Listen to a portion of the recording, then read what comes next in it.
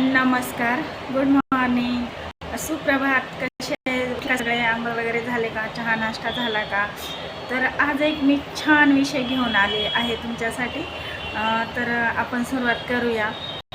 माझं माझं नाव आहे मीनाक्षी जाधव आणि माझ्या चॅनलचं नाव आहे दिल की आवाज.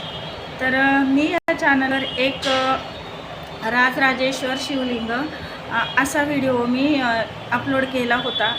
तर त्या व्हिडिओला तुम्ही सगळ्यांनी खूप भरभरून सपोर्ट केला. खूप लोकांना तो व्हिडिओ आवडला, खूप साऱ्यांनी कमेंट केल्या आणि खूपच व्हायरल झाला तो व्हिडिओ खूप. आणि मला असं वाटलं की लोकांना भक्ती आवडते, भक्तीत लोकांचा इंटरेस्ट आहे. तर आपण लोकांसाठी काहीतरी अजून घेऊन येऊ वेगळा. आपण एक व्हिडिओ अपलोड केला आणि लोकांना तो इतका आवडला. अकोल्याचं शिवलिंग आहे, ते अकोल्याचं मंदिर आहे राजराजेश्वर शिवलिंग. तर तो व्हिडिओ मी अपलोड केला होता काही दिवसापूर्वी चॅनलवर. तर तो खूप व्हायरल झाला, तुम्हा सगळ्यांना खूप आवडला. तर मग मनात एक अशी भावना, इच्छा जागी झाली का आहे लोकांना हे आवडतंय, सगळ्यांना देवावर इतकी भक्ती आहे, इतकं आवडलाय तो व्हिडिओ, सगळ्यांनी खूप भरभरून कमेंट केल्या. तर विचार केला की मी तुमच्यासाठी अजून काहीतरी घेऊन येऊ. तर मी ठरवलं आहे की 12 ज्योतिर्लिंगांची माहिती तुमच्यापर्यंत घेऊन येईन. सगळ्यांना शक्य होत नाही तिथपर्यंत जाणं आणि सगळ्यांना ती माहिती पण नसते.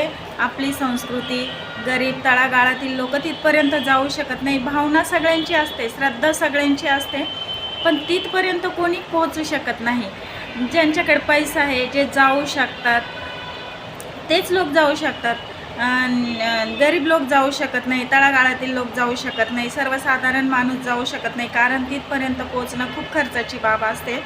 तर प्रत्येकजण श्रद्धा असूनही तिथपर्यंत पोहोचू शकत नाही. तर माझं म्हणण्याचा उद्देश हा आहे की सगळ्यांना आपल्या देवांबद्दल, आपल्या संस्कृतीबद्दल माहिती व्हावं, म्हणून मी आता ही 12 ज्योतिर्लिंगांची माहिती तळागाळात पोहोचण्यापर्यंत तुमच्यापर्यंत घेऊन येत आहे. तर 12 ज्योतिर्लिंगांपैकी पहिलं ज्योतिर्लिंग म्हणजे सोमनाथ ज्योतिर्लिंग. तर आज आपण बघणार आहोत पहिलं ज्योतिर्लिंग हे सोमनाथ ज्योतिर्लिंगाबद्दलची पूर्ण माहिती, जी की सगळ्यांच्या तळागाळात, गरीब श्रीमंत सगळ्यांपर्यंत पोहोचू शकेल. काहींना पूर्ण माहीत असेल, काहींना काही माहीतही नसेल. तर ज्यांना माहिती नाही आहे, जे तिथंपर्यंत पोहोचू शकले नाही, त्यांच्याबद्दल मी ही माहिती घेऊन आले आहे, त्यांच्यासाठी मी ही माहिती घेऊन आली आहे. तर भरभरून सपोर्ट द्या आणि कसं वाटतंय ते पण सांगा कमेंट करून. तर चला आपण पहिलं ज्योतिर्लिंग, 12 ज्योतिर्लिंगांपैकी पहिलं ज्योतिर्लिंग सोमनाथ ज्योतिर्लिंग याच्याबद्दलची गाथा, कथा, काय घटना घडली होती, याच्या मागचं काय रहस्य आहे, हे शिवलिंग तिथं कसं प्रस्थापित झालं, त्याबद्दल आपण सगळी डिटेल माहिती घेऊया, पूर्ण माहिती घेऊया. तर पहिलं ज्योतिर्लिंग आहे सोमनाथ ज्योतिर्लिंग. तर सोमनाथ हे नाव कसं झालं, कसं बनलं हे बघूया. तर सोम म्हणजे चंद्र आणि नाथ म्हणजे ईश्वर, परमेश्वर, महादेव, देव. तर सोम चंद्र, सोमाचा ईश्वर म्हणजे नाथ, सोमाचा नाथ म्हणून ते नाव सोमनाथ पडलं. तर त्याच्या मागची पौराणिक कथा अशी आहे की दक्ष राजाच्या 2 मुलींबरोबर चंद्रदेवाने विवाह केला होता. 2 मुली म्हणजे रेवती आणि रोहिणी. या 2 मुलींबरोबर चंद्रदेवाने विवाह केला होता. पण चंद्रदेव फक्त रोहिणीवरच प्रेम करत होते, ते एकच पत्नीवर प्रेम करत होते. रेवतीला त्यांनी पत्नीचा दर्जा दिला नव्हता किंवा पत्नीचं स्थान दिलं नव्हतं. ती त्या अवस्थेत तशीच त्यांच्याबरोबर राहत होती. पण जेव्हा दक्ष राजांना म्हणजे चंद्रदेवाच्या सासऱ्यांना हे माहिती झालं की चंद्रदेव फक्त आपल्या एकच मुलीवर प्रेम करतात, दुसरी मुलगी रेवती आहे, तिच्यावर चंद्रदेवाचं प्रेम नाही, त्यांनी तिला पत्नीचं स्थान दिलेलंच नाही. तर हे जेव्हा दक्ष राजांना माहीत झालं, तेव्हा चंद्रदेवाचे सासरे दक्ष राजा यांनी चंद्रदेवांना क्षय होण्याचा शाप दिला. क्षय म्हणजे शरीराची हळूहळू माती होणे. तर क्षय दिला आणि त्यावेळेस चंद्रदेव बेशुद्ध झाले आणि त्यांचं शरीर हळूहळू क्षीण होत चाललं, म्हणजे मातीत त्यांचं शरीर हे रूपांतरित होत चाललं. तेव्हा पूर्ण ब्रह्मांडाला म्हणजे ब्रह्मांडावर दुःखाचं सावट पसरलं की आता चंद्रदेव जर लुप्त झाले तर सृष्टीचं संतुलन कसं राहणार. सगळे देव भ्रमात पडले, सगळे देव चिंतेत पडले. मग आता काय करायचं. तर जेव्हा चंद्रदेवांनी ह्या शापातून मुक्ती मिळवण्यासाठी शंकर महादेवांची खूप कठीण तपश्चर्या केली. खूप शंकरांचं त्यांनी ध्यान घेतलं. खूप वर्ष त्यांची तपश्चर्या केली आणि त्या तपश्चर्येला बघून महादेव प्रसन्न झाले आणि चंद्रदेवांना वरदान दिलं की शुक्ल पक्षात कृष्ण पक्षात तुझा लोप होईल आणि शुक्ल पक्षात वाढ होईल. तर दर 15 महिन्याला दर 15 दिवसाला शुक्ल पक्ष आणि कृष्ण पक्ष येत असतो. तर अजूनही तेच चालू आहे. 15 दिवसाला जेव्हा पौर्णिमा येते तेव्हा पूर्ण चंद्र दिसतो आणि जेव्हा अमावस्या येते तेव्हा शुक्ल पक्षात चंद्राची फक्त कोर बाकी राहते, चंद्राचा तेव्हा लोप होतो. तर महादेव म्हणाले की मी तर तुझ्या सासऱ्यांचा शाप काढून नाही घेऊ शकत, कारण त्यांचा शाप तेच काढून घेऊ शकत. मी तर तुझ्या सासऱ्यांचा शाप काढून नाही घेऊ शकत, पण या शापावर एक पर्याय म्हणून तुला जीवदान मिळावं म्हणून मी तुला एक उशाप देतो, एक वरदान देतो की 15 दिवस तू दक्ष राजांच्या शापाने कमी कमी होत जाशील, तुझा क्षय होत जाईल आणि माझ्या वरदानामुळं परत 15 दिवस तू थोडा वाढत जाशील आणि शुक्ल पक्षात तुझा पूर्ण आकार येईल. तर असं महादेवांनी चंद्रदेवाला ते वरदान दिलं आणि त्या दिवशी चंद्रदेवांना पूर्णत्व मिळालं. चंद्रदेव शाप मुक्त झाले.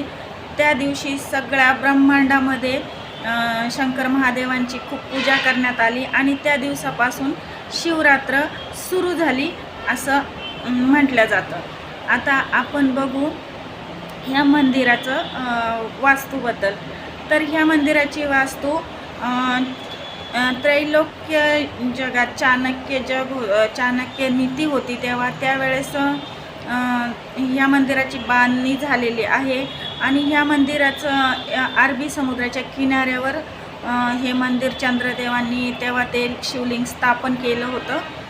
जेव्हा चंद्रदेव शापमुक्त झाले तेव्हा चंद्रदेवांनी त्या शिवलिंगाची स्थापना केली तिथं आणि त्याला सोमनाथ हे नाव दिलं आणि त्यावेळेस या मंदिराची बांधणी झाली.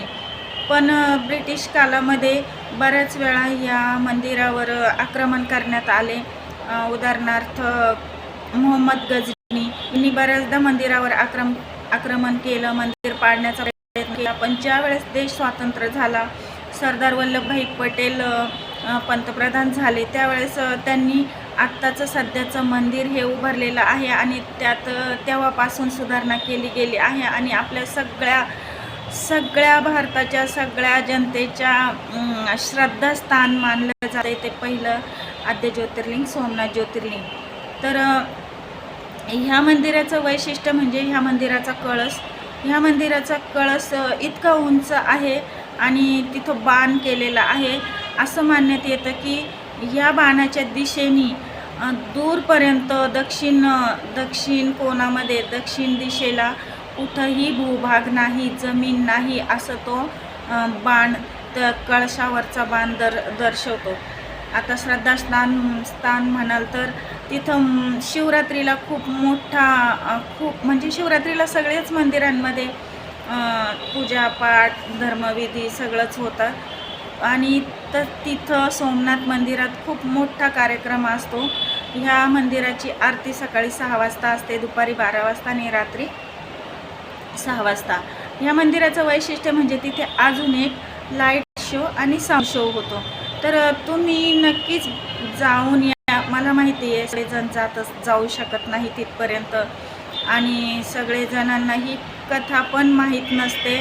तर अशी ही सोमनाथ ज्योतिर्लिंगाची कथा आहे. जेव्हा चंद्रदेवाला उशाप मिळाला, वरदान मिळालं महादेवांनी, त्यावेळेस चंद्रदेवांनी ते तिथं ज्योतिर्लिंग स्थापित केलेलं आहे आणि त्याला सोमनाथ हे नाव दिलेलं आहे. आणि चंद्रदेवांनी महादेवांना विनंती केली का हे प्रभू तुम्ही मला वरदान दिलं आहे, हे प्रभू तुम्ही माझ्यासाठी धावून आला आहात, माझ्या तपश्चर्याला तुम्ही प्रसन्न झालात, तर इथून पुढे तुम्ही कायम माझ्याबरोबर राहावं माझ्याबरोबर राहावं, जनतेचा उद्धार करावं ही माझी इथे इच्छा आहे. मी इथे तुमची तपश्चर्या केली तर तुम्ही इथे माझ्याबरोबर राहावं. तर तेव्हापासून शिवशंकराची शक्ती त्या ज्योतिर्लिंगामध्ये समावित झाली आहे. ते सगळे जनतेबरोबर, चंद्रदेवाबरोबर आहेत, आपल्याबरोबर पण आहेत. तर तिथला शो म्हणजे लेझर शो. तिथल्या पूर्ण मंदिराच्या कळसापासून पायथ्यापर्यंत रात्री साऊंड शो आणि लाईट शो होत असतो. तर जी पण मंदिराची पूर्ण गाथा आहे, मंदिराचं पूर्ण काय हिस्ट्री असेल, सोमनाथ ज्योतिर्लिंगाची जी पूर्ण हिस्ट्री आहे, कोणी कोणी आक्रमण केलं, कोणी कोणी ते मंदिर पाडलं, परत कोणी उभारलं, कोणत्या राज्याच्या राजवटीत ते मंदिर परत उभारल्या गेलं, पूर्ण ए टू झेड माहिती, पूर्ण ए टू झेड कथा सोमनाथ ज्योतिर्लिंगाची ह्या लाईट शोमध्ये मंदिराच्या कळसापासून पायथ्यापर्यंत चित्रित केली जाते आणि त्याला साऊंड पण दिला जातो. तर हा लेझर शो बघण्यासाठी इतकी गर्दी असते, लोक तिथं स्पेशल लेझर शो बघण्यासाठी जातात. जर तुमची पण जाण्याची इच्छा असेल तर नक्कीच भेट देऊन या. मी स्वतः पण सोमनाथ ज्योतिर्लिंगाला जाऊन आली आहे आणि इतकं शांत वातावरण आहे. तिथं गेल्यावर माणसाला अनुभव येतो, तिथली पॉझिटिव्ह एनर्जी, तिथली दैवी शक्ती माणसाला जाणवते. एकदम समुद्रकिनाऱ्याला लागूनच मंदिर आहे. तर नक्कीच जाऊन या. आणि हा व्हिडिओ मी स्पेशली याच्यासाठीच अपलोड केला आहे की प्रत्येक जनता, गोरगरीब जनता तिथपर्यंत पोहोचू शकत नाही. तर माझ्या माध्यमातून ॲटलिस्ट सगळ्यांना माहीत तरी होईल. तर धन्यवाद. तुम्हाला माहिती कशी वाटली? एकदा सोमनाथ ज्योतिर्लिंगाला जाऊन या. हे 12 ज्योतिर्लिंगांपैकी पहिलं शिवलिंग आहे आणि त्याला अद्भुत अशी शक्ती तिथे जाणवते. तुम्ही जाऊन बघा. नाही जाऊन बघितलं तर नक्कीच हर हर महादेव कमेंटमध्ये लिहा आणि विश्वास ठेवा. आपल्या मागे आपल्या भारतीय संस्कृतीला हा लाभलेला वारसा आहे, दैवी वारसा. तर त्याला जपा. तर नक्कीच कमेंट करून सांगा माझा व्हिडिओ तुम्हाला कसा वाटला आणि मी अजून तुमच्यासाठी काय माहिती घेऊन येऊ ते पण कमेंटमध्ये सांगा. तर धन्यवाद. भेटूया पुढच्या व्हिडिओमध्ये. 2 नंबर ज्योतिर्लिंग, मल्लिकार्जुन ज्योतिर्लिंग. तर चला, बाय बाय. धन्यवाद. व्हिडिओ कसा वाटला, माहिती कशी वाटली, नक्कीच कमेंट करून शेअर करा. धन्यवाद.